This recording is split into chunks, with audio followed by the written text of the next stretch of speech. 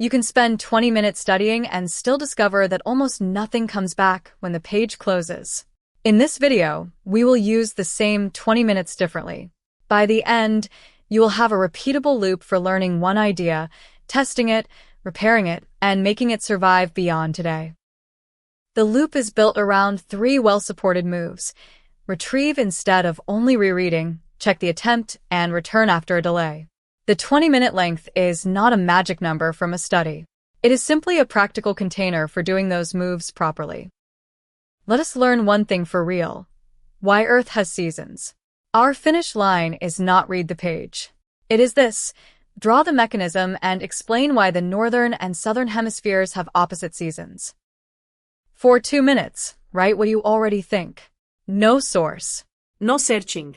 Our learner writes, summer happens because Earth is closer to the sun. That answer is useful precisely because it exposes the misconception we need to repair.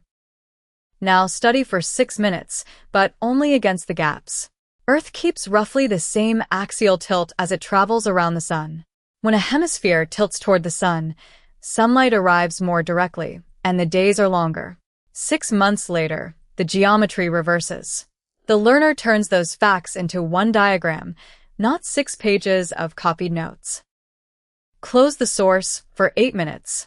Draw the sun, Earth in 2 positions, the tilted axis, and the direction of the light. Then explain the result aloud.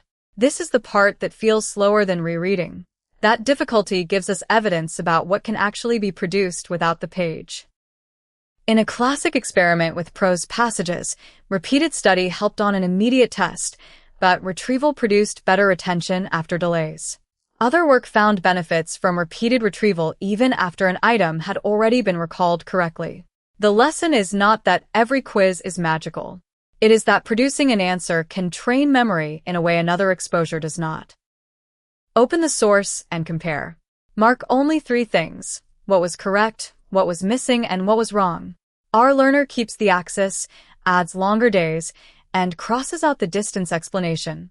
Then the corrected explanation is said once, cleanly. Use the last minute to schedule one fresh retrieval attempt. Tomorrow, redraw the mechanism without looking.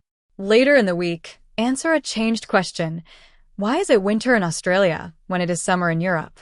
Spacing creates a new act of retrieval instead of stretching today's session forever. 2 minutes. Define the finish line and try cold. 6. Study the gaps. 8. Retrieve in the form you need later. 3. Compare and correct.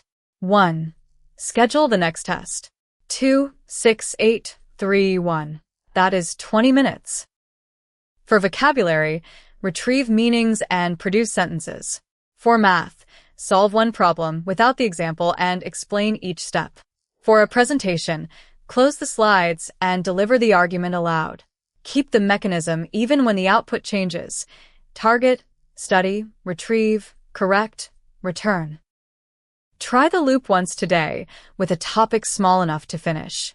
If you want the printable session sheets, a 7-day retrieval planner, and a walkthrough for turning a chapter into useful questions, the complete kit is linked below. The free method is all here. The kit removes the setup work when you repeat it.